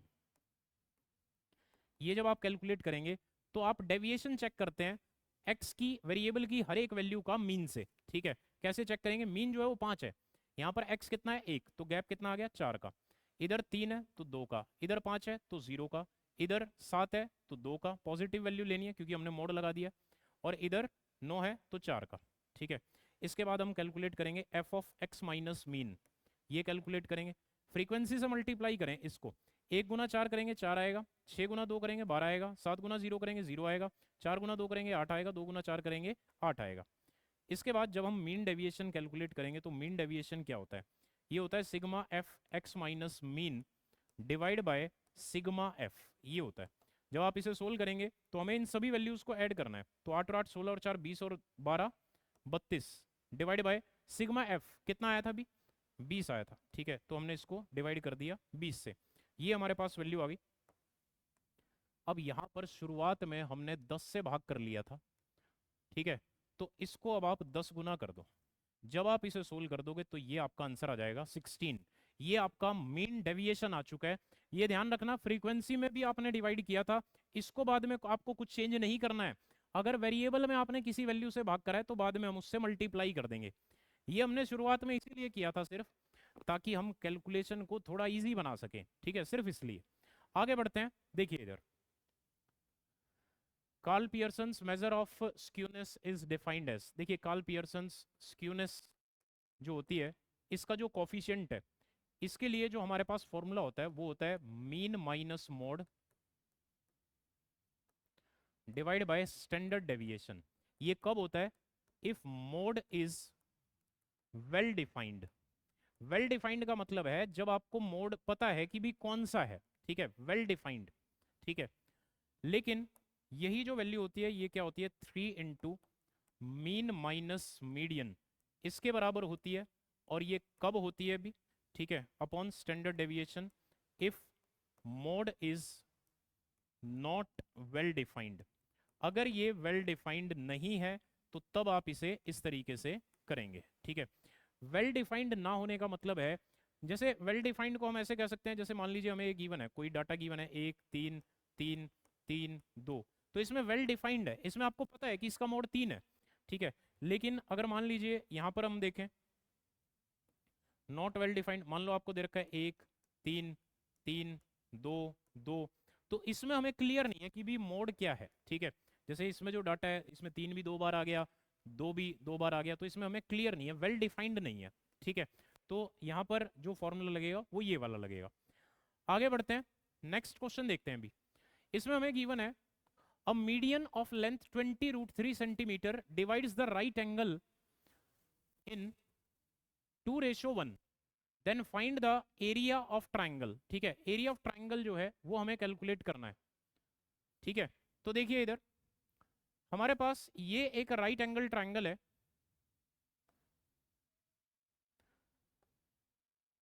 इसका एक मीडियन है जिसकी लेंथ है 20√3। तो मान लेते हैं ये कोई मीडियन है।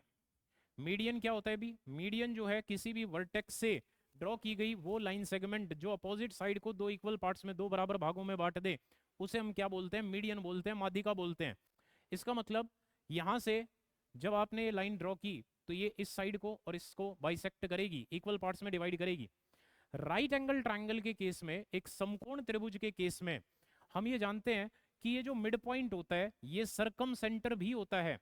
और अगर ये सरकम सेंटर है तो अगर हम यहाँ पर एक सरकम सर्कल ड्रॉ करते हैं तो ये इसकी रेडियस हो जाएगी यहां से लेकर यहां तक, यहां से यहां तक भी ये रेडियस और यहां से यहां तक भी ये रेडियस। इसका मतलब ये तीनों जो लेंथ हैं ये आपस में बराबर होती हैं, ठीक है। तो यहां से हम क्या लिख सकते हैं कि ये और ये आपस में बराबर है। अब ये हमें गिवन है कि ये जो एंगल है ये 2:1 में इसको डिवाइड करता है, यानी कि 60 को 90 को 60 और 30 में डिवाइड करता है, ठीक है। ये हमें गिवन है।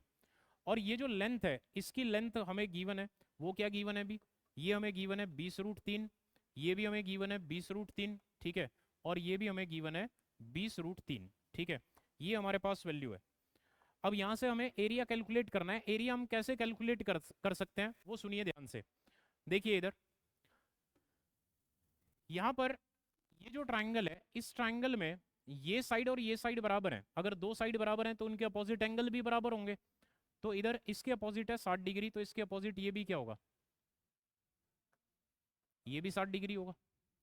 अब अगर ये 60 है और ये 60 है तो फिर ये कितना होगा? ये भी 60 होगा। क्लियर है? अगर ये तीनों ही 60 के हैं इसका मतलब ये जो ट्राइंगल है ये एक इक्विलेटरल ट्राइंगल बन चुकी है। और इक्विलेटरल ट्राइंगल है तो फिर ये वाली साइड भी क्या होगी? 20√3 होगी। अब अगर हम इसका एरिया कैलकुलेट करते हैं तो इसका जो एरिया होता है इक्विलेटरल ट्राइंगल का वो होता है √3/4 a², यानी कि 20√3 गुना 20√3, ठीक है। ये इसका एरिया होता है, ठीक है।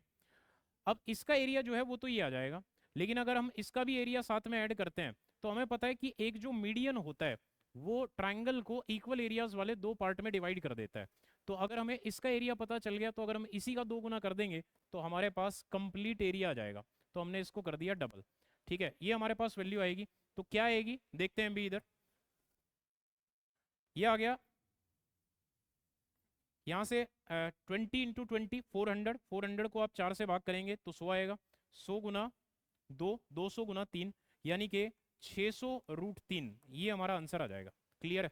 तो इस तरीके से आप इसको करेंगे। आगे बढ़ते हैं। इसके बाद देखिए the area of the triangle formed by the graph and the x axis is. तो इसमें हमें एरिया कैलकुलेट करना है। तो फिर से सेम ही क्वेश्चन है, इस तरह का हम क्वेश्चन पहले भी कर चुके हैं, ठीक है। तो इसे आप कर सकते हैं। आगे बढ़ते हैं। देखिए इधर यहाँ पर हमें गिवन है in a circle of radius 3 centimetre, 2 chords of length 2 centimeter and 3 centimeter lie on the same side of the diameter। देखिए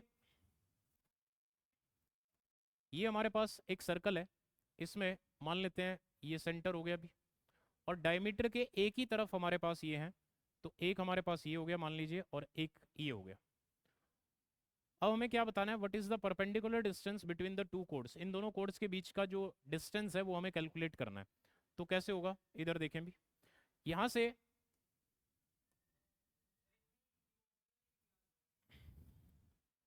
नहीं, व्यास जो है वो इधर होगा, डायमीटर जो है वो इधर होगा। ये दोनों ही क्या है? कोड है, ठीक है। अब इसमें एक की जो लेंथ है वो 3 है और एक की 2 है। तो ये जो 2 है, आपको पता है कि सेंटर से परपेंडिकुलर जो है वो इसे दो बराबर भागों में बांटता है। तो यहाँ पर ये एक हो जाएगा और ये भी एक हो जाएगा।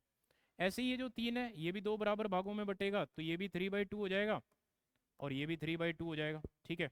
और जो रेडियस है वो हमें गिवन है, रेडियस कितनी है, रेडियस हमें गिवन है 3, तो ये हमें गिवन है 3 और ये हमें गिवन है 3, ठीक है। आपको बताना है इन दोनों के बीच में जो डिस्टेंस है ये आपको कैलकुलेट करना है, ठीक है। तो ये किस तरीके से कैलकुलेट होगा, देखिए इधर ये है, मान लीजिए पॉइंट ए, ओ, बी, ये है सी और ये है डी। तो ये जो ट्राइंगल ए ओ बी है इसमें ये हमें पता है 3 है, ये 3/2 है, तो अगर हम पाइथागोरस लगाएं तो हम ओ बी कैलकुलेट कर सकते हैं। तो ओ बी जो है ये किसके बराबर आएगा, 3 का स्क्वायर यानी कि 9 माइनस में 3/2 का स्क्वायर यानी कि 9/4। तो यहाँ से जो वैल्यू आएगी ये 27/4 आ जाएगी। सेम ऐसे ही अगर हम ट्राइंगल सी ओ डी में अगर हम कैलकुलेट करें तो ये हमें पता है 1 है, ये 3 है, तो यहाँ से हम ओ डी कैलकुलेट कर सकते हैं। तो ओ डी कितना आएगा भी, 3 का स्क्वायर यानी कि 9 माइनस में 1 का स्क्वायर और इसका स्क्वायर रूट, सॉरी यहाँ पर स्क्वायर रूट भी होगा, ठीक है। तो यहाँ पर वैल्यू कितनी आ जाएगी भी, यहाँ पर वैल्यू आ जाएगी √8। इसे आप सोल्व करेंगे तो 9 × 3 यानी कि 3√3/2, तो ये आ जाएगा और ये कितना आ जाएगा 2√2 आ जाएगा। क्लियर है। अब अगर मैं इसमें से इसको सब्ट्रैक्ट कर देता हूँ तो ये जो गैप है ये आ जाएगा। तो अगर हमें बी डी कैलकुलेट करना है तो बी डी जो होगा वो किसके बराबर होगा, ओ डी में से यानी कि 2√2 में से हमें घटाना होगा 3√2। तो ये वैल्यू कितनी आ जाएगी, 4√2 माइनस 3√3 और बटे 2, ये हमारा आंसर आ जाएगा। क्लियर है। तो इस तरीके से आप इस क्वेश्चन को करेंगे। अब आगे बढ़ते हैं, देखिए इधर नेक्स्ट है, इसमें हमें गिवन है the angle of elevation of point A which is south to the pole at its top is alpha and the angle of elevation at point B which is in its east is beta. If AB is equal to D then height of building is, ठीक है, ये हमें calculate करना है। तो कैसे होगा देखिए,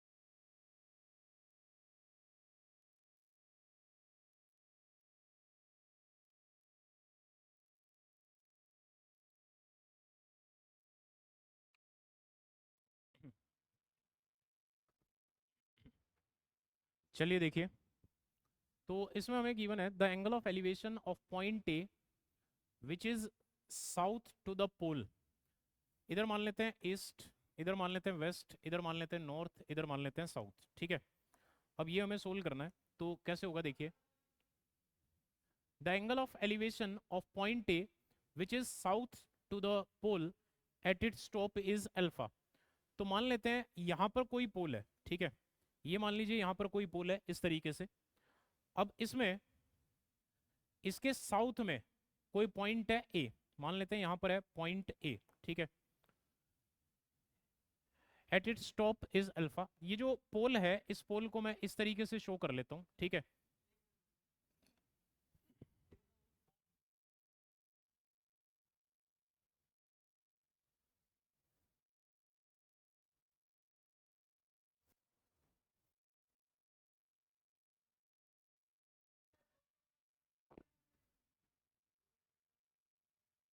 अब देखिए, मान लेते हैं ये पोल है, ठीक है। अब यहाँ पर पॉइंट ए पर जो एंगल ऑफ एलिवेशन है, ये एंगल ऑफ एलिवेशन है अल्फा, ठीक है।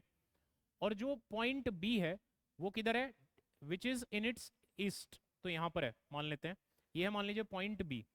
और यहाँ पर जो इसका एंगल ऑफ एलिवेशन है ये हमें गिवन है बीटा। ए बी जो है ये हमें दे रखा है कि ये जो वैल्यू है ये डी के बराबर है, ठीक है। ए बी जो है ये किसके बराबर है, ये डी के बराबर है। आपको बताना है हाइट ऑफ बिल्डिंग, ठीक है। हाइट जो है वो आपको कैलकुलेट करनी है।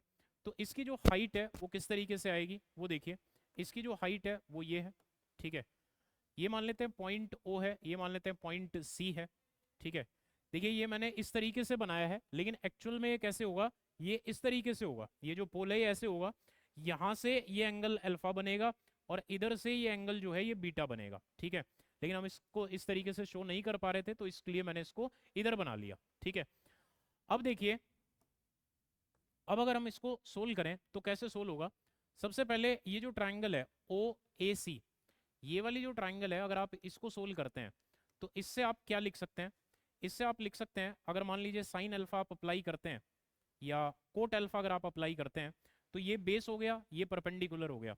Coat alpha is equal to base upon perpendicular, तो ये आ जाएगा cot alpha is equal to base upon perpendicular. तो यहाँ से ओ ए जो है ये एच कॉट अल्फा के बराबर आ जाएगा, ठीक है। ऐसे ही अगर आप इसको सोल्व करेंगे तो यहाँ से ओ बी जो है ये आपका एच कोट बीटा के बराबर आ जाएगा, ठीक है। तो आपको ओ ए की लेंथ पता चल गई है, आपको ओ बी की लेंथ पता चल गई है। अगर आप पाइथागोरस लगा दें तो ए बी आ जाएगा, ठीक है। तो ए बी जो है ये कैसे आएगा भी, हमें पता है ओ ए का स्क्वायर प्लस ओ बी का स्क्वायर बराबर ए बी का स्क्वायर, तो पाइथागोरस लगानी है तो लगाते हैं अभी। देखिए इधर, तो ये हो जाएगा डी स्क्वायर बराबर इसका स्क्वायर यानी कि H square cot square alpha, H square मैंने कॉमन निकाल लिया, इसका स्क्वायर क्या होगा कॉट स्क्वायर बीटा, ठीक है।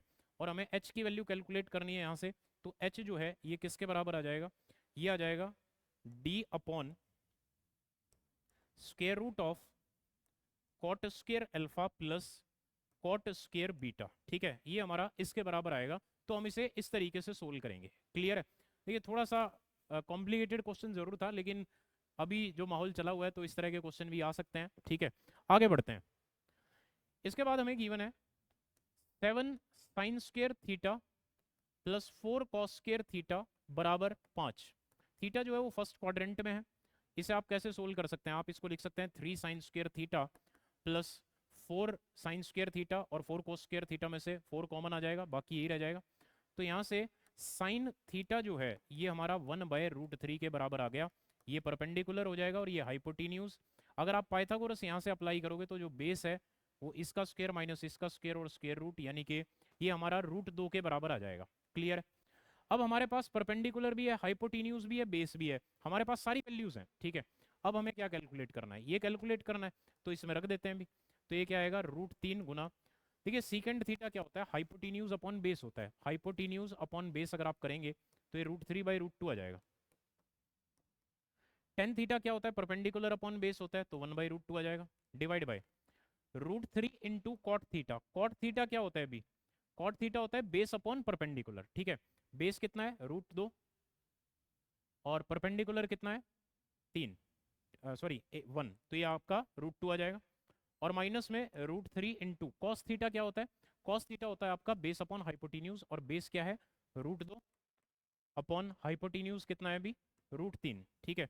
तो इसे आप सोल्व करेंगे, यहाँ से 3 और 1 4, 4/√2 यानी कि 2√2, तो ये आ गया ऊपर। नीचे अगर आप सोल्व करें √6 अगर हम कॉमन निकाल लेते हैं, √3 इंटू √2 जो है ये हमने कॉमन निकाल लिया, तो बाकी क्या बच गया 1 माइनस 1/√3, यानी कि √3 माइनस 1/√3, ये हमारे पास वैल्यू आ जाएगी। क्लियर है। अब जब आप इसे सोल्व करेंगे तो इससे कैंसिल हो जाएगा, इससे कैंसिल हो जाएगा, कितना आ जाएगा अभी, जब आप इसे रैशनलाइज कर दोगे तो √3 + 1 जो है ये हमारा आंसर आ जाएगा, जो कि किसी भी ऑप्शन में नहीं है, ठीक है। तो देख लेना आप एक बार इसको, अगर कहीं पर भी कोई कैलकुलेशन में मिस्टेक हुई है, ठीक है, तो आप देख लेना, अदरवाइज आपका यही करेक्ट आंसर होगा, ठीक है। आगे बढ़ते हैं। देखिए इधर, consider the question and two statement given below. LCM हमें दे रखा है एक्स और वाई का, एक्स जो है वो वाई से बड़ा है और जो एलसीएम है एक्स और वाई का, ये हमें दे रखा है 481। आपको बताना है 3x माइनस 2y जो है इसकी वैल्यू क्या होगी, आपको कैलकुलेट करना है। पहली स्टेटमेंट है y इज ग्रेटर देन 1। ठीक है, देखते हैं इसके हिसाब से क्या हो सकता है। देखिए अगर आप इसको लिखें तो आप इसको या तो 1 गुना 481 लिख सकते हो, और किससे भाग होगा, 2 से नहीं होता, 3 से नहीं होता, 4 से नहीं होता, 5 से नहीं होता, 6 से, 7 से नहीं, 7 6 42 नहीं होता। ठीक है, 11 से नहीं होता, 12 से, 13 से, 13 3 39, 9 13 7 51, 13 से हो जाता है, 13 3 39 और 13 7 51। ठीक है, या फिर हम इसको क्या लिख सकते हैं, हम इसको 13 गुना 37 भी लिख सकते हैं। क्लियर है, तो ये जो वैल्यू है इसे दो तरीके से लिखा जा सकता है। अब इसमें क्या लिखा हुआ है, इसमें लिखा हुआ है x जो है वो y से बड़ा है, यानी कि ये वाली जो बड़े वाली वैल्यू है वो हम x की मानेंगे, छोटे वाली जो वैल्यू है वो हम y की मानेंगे। ठीक है, साथ में लिखा हुआ है y जो है वो ग्रेटर देन 1 है। ठीक है, अब y जो है वो ग्रेटर देन 1 है, इसका मतलब ये जो पहला केस है इसको हम हटा देते हैं, क्योंकि इसमें जो वैल्यू है वो तो 1 है, जबकि हमें जो वैल्यू कंसिडर करनी है वो कौन सी कंसिडर करनी है, हमें ग्रेटर देन 1 कंसिडर करनी है। ठीक है, तो हम ये वाला केस कंसिडर करेंगे। यहाँ से हमारे पास x की भी वैल्यू आ गई और y की भी वैल्यू आ गई। अब हमें कैलकुलेट करना है 3x माइनस 2y। तो अगर आप यहाँ पर ये दोनों वैल्यूज पुट करेंगे तो ईजिली आपका जो आंसर है वो आ जाएगा। ठीक है, इसे आप सोल्व कर लेंगे जो भी आएगा। अब क्या लिखा हुआ है, दूसरा है HCF of x and y is 1।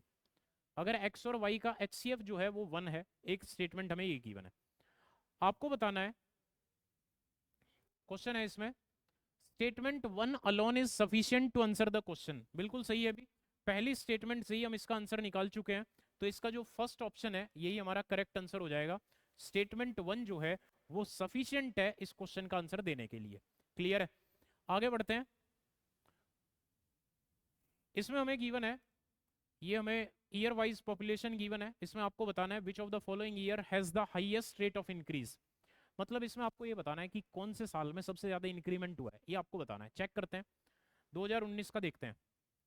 19 में है इतना, पहले इतना था, तो ये कितना हो गया अभी, 134.6 में से आप घटाओगे 128.4। ठीक है, कितना आ गया, 14 में से 8 6, और ये कितना आ गया, बस ये आ गया हमारे पास 6.2 आ गया इसका, ये 2019 का है। ठीक है, इसके बाद हमें देखना है 2018 का, 2018 का है, तो हम इसमें से इसको घटाएंगे। तो जब आप 128.4 में से घटाओगे 112.8 तो कितना आएगा भी, 14 में से 8 6, इधर 5 और इधर 1। ठीक है, तो ये हमारे पास वैल्यू आ गई 15.6। ठीक है, ये हमारे पास वैल्यू आ जाएगी। इसके बाद हमें देखना है 2015 में, 15 में हुआ है 83.8 और पहले कितना था 72.6 था, तो यहाँ पर 2 1 1 इतना हुआ है भी। और 2016 की अगर हम बात करें तो यहाँ पर हुआ है 100.6 और पहले कितना था 83.8 था।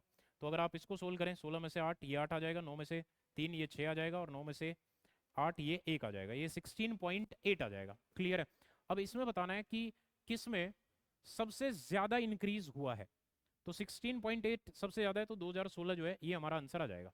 क्लियर है, तो आप इसे इस तरीके से करेंगे। अब हम आगे बढ़ते हैं, देखिए इधर ध्यान से।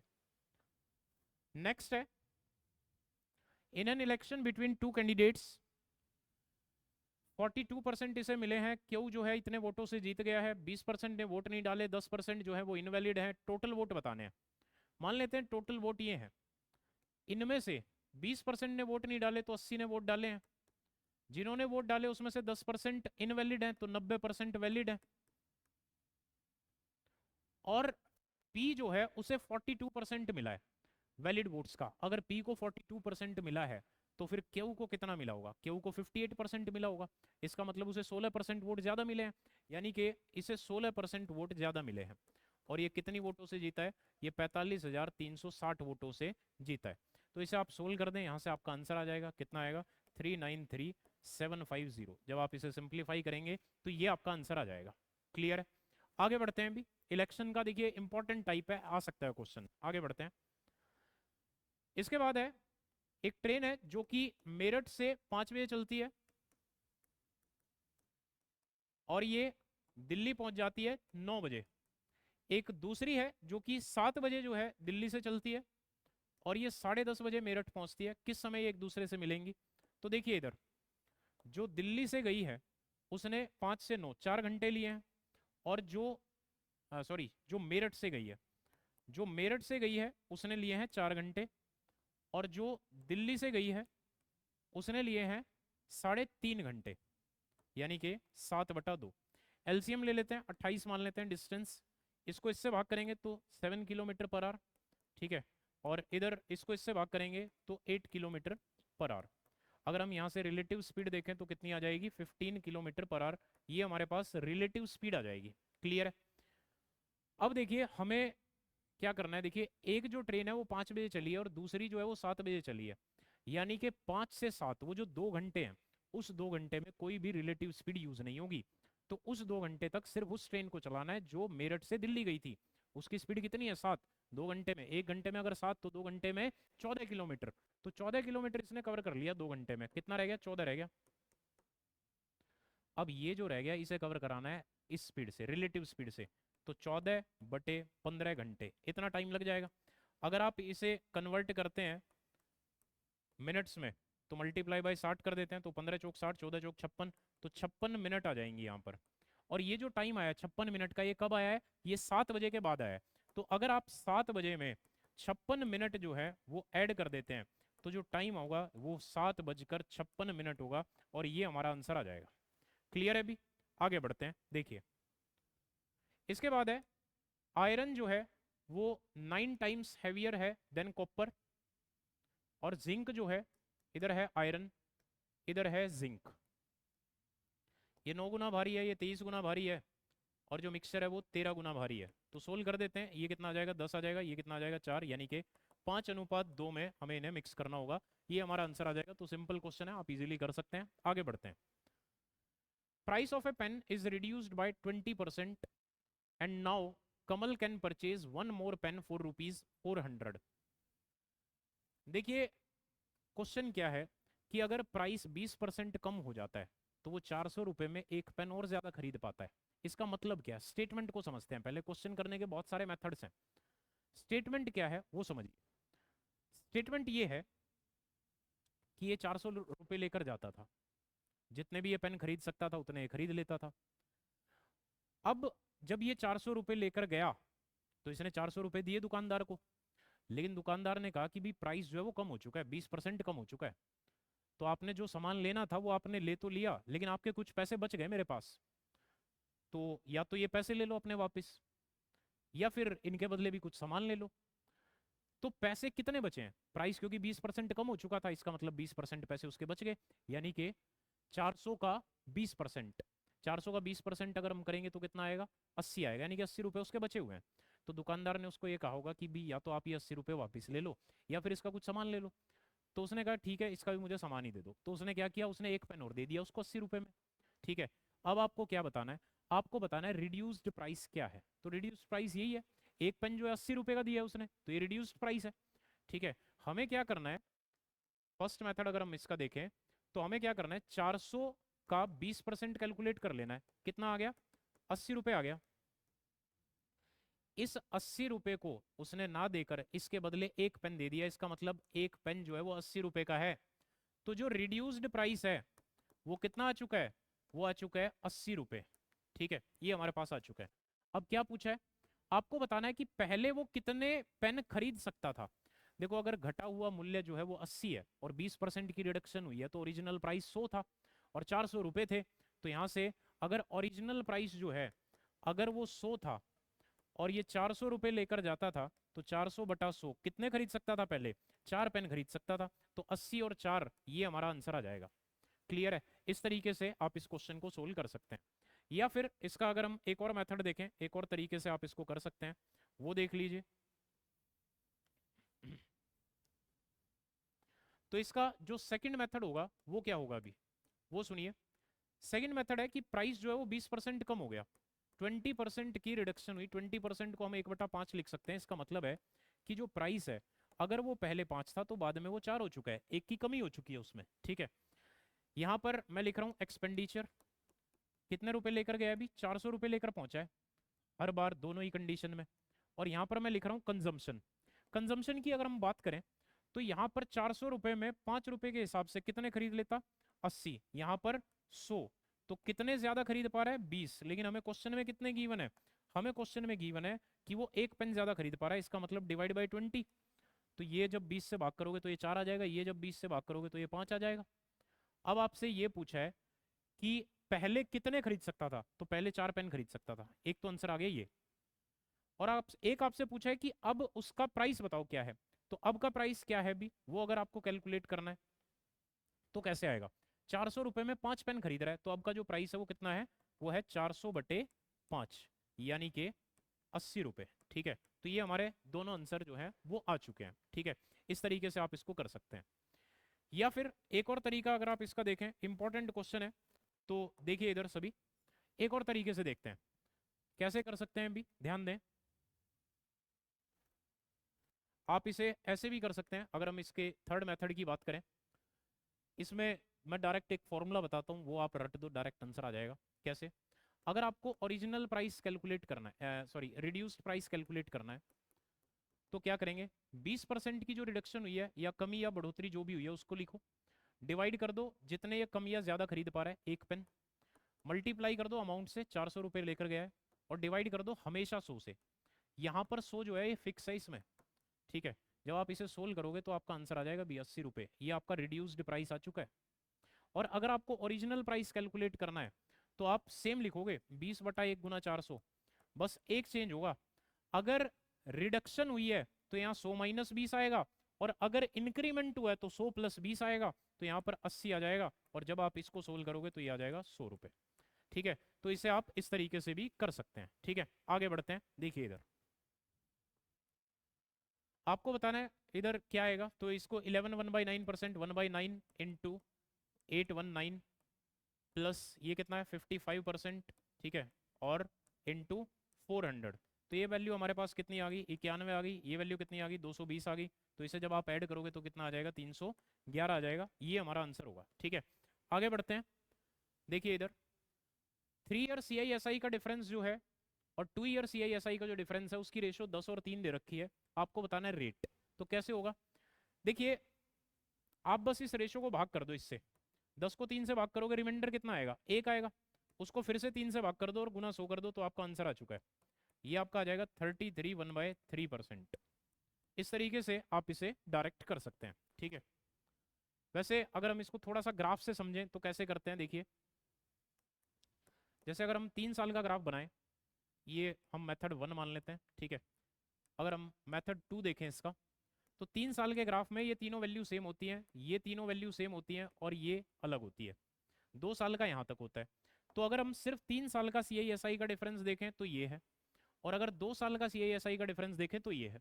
इनकी रेशो दे रखी है, यानी कि 3B + C/B, ये हमें दे रखा है 10/3। अब अगर इसकी वैल्यू 3 है, यहाँ पर अगर रख दी तो C की वैल्यू 1 आ जाएगी, और अगर रेट निकालनी है तो इसको इससे भाग करके गुना 100 कर दो, तो 1/10 सॉरी 1/3 और गुना में 100, तो कितना आंसर आ गया अभी 33 1/3%, ये जो है ये हमारा आंसर आ जाएगा। क्लियर है, आगे बढ़ते हैं। इसमें हमें बताना है कि टोटल इंटरेस्ट जो है वो कितना पे किया है। ठीक है, कैसे होगा, देखिए इंस्टॉलमेंट जो है ये हमें गिवन है 6534, रेट ऑफ इंटरेस्ट जो है ये हमें गिवन है 10%, टाइम जो है ये हमें गिवन है 2 ईयर्स। इसे हम क्या लिख सकते हैं, 1/10 लिख सकते हैं। यहाँ पर मैं लिख रहा हूँ प्रिंसिपल, इधर मैं लिख रहा हूँ इंस्टॉलमेंट, तो पहले साल में 10 से 11 और दूसरे साल में इनका स्क्वायर यानी कि 100 से 121। ठीक है, अब जब आप इसे सोल्व करेंगे तो पहले इंस्टॉलमेंट इक्वल है, तो पहले हम इंस्टॉलमेंट को इक्वल करेंगे, इक्वल करने के लिए हम इसको 11 गुना कर देते हैं, ये भी 11 गुना हो गया। अब अगर हम बात करें इंटरेस्ट की, कितना दिया है देखते हैं। यहाँ 100 की के बजाय आपने 121 दिए हैं, तो यहाँ पर तो आपने 21 रुपए का ब्याज दिया है। यहाँ 110 के बजाय 121 दिए हैं, तो यहाँ पर आपने 11 का ब्याज दिया, यानी कि आपने टोटल ब्याज कितना दे दिया 11 और 21, यानी कि आपने 32 रुपए का ब्याज दे दिया। ठीक है, टोटल जो आपने ब्याज दिया है वो आपने कितना दिया है, वो आपने दिया है 32। ठीक है, अब हमें क्या बताना है, अगर इंस्टॉलमेंट जो है वो 6534 है तो आपको टोटल इंटरेस्ट बताना है। देखिए 32 रुपए का ब्याज आपने कब दिया है, जब इंस्टॉलमेंट 121 रुपए की है। अगर इंस्टॉलमेंट 121 रुपए की है, अगर इंस्टॉलमेंट जो है अगर वो 121 रुपए की है, तब आपने जो ब्याज दिया है वो आपने 32 का दिया है, लेकिन इंस्टॉलमेंट जो है वो कितनी है, वो है 6534, यानी कि इसकी जो वैल्यू है वो कितनी है, 6534 है। तब आपको बताना है कि ये कितना होगा। क्लियर है, ये क्वेश्चन है, ठीक है। तो इसे आप इजीली सोल्व कर सकते हैं। भाई 121 की वैल्यू दे रखी है आपको और आपको 32 की बतानी है, आ जाएगा आंसर, ठीक है। तो जब आप इसे सोल्व करेंगे, इधर सोल्व कर लेते हैं, देखिए इधर, तो यहाँ से एक की वैल्यू कितनी आ जाएगी, 6534 डिवाइड बाय 121 और मल्टीप्लाई विद 32, ठीक है। तो ये हमारा आंसर आ जाएगा। इसे सोल्व कर दें तो आपका आंसर आ जाएगा 1728, ठीक है। ये हमारा आंसर आ जाएगा। तो इसे आप इस तरीके से कर सकते हैं, ठीक है। तो इसी के साथ शायद ये हमारा कंप्लीट है, ठीक है। तो अभी इतना ही करते हैं, बाकी जो नेक्स्ट हमारा टेस्ट मॉक टेस्ट होगा अब हम उसमें मिलते हैं, ठीक है। तब तक के लिए थैंक यू, धन्यवाद।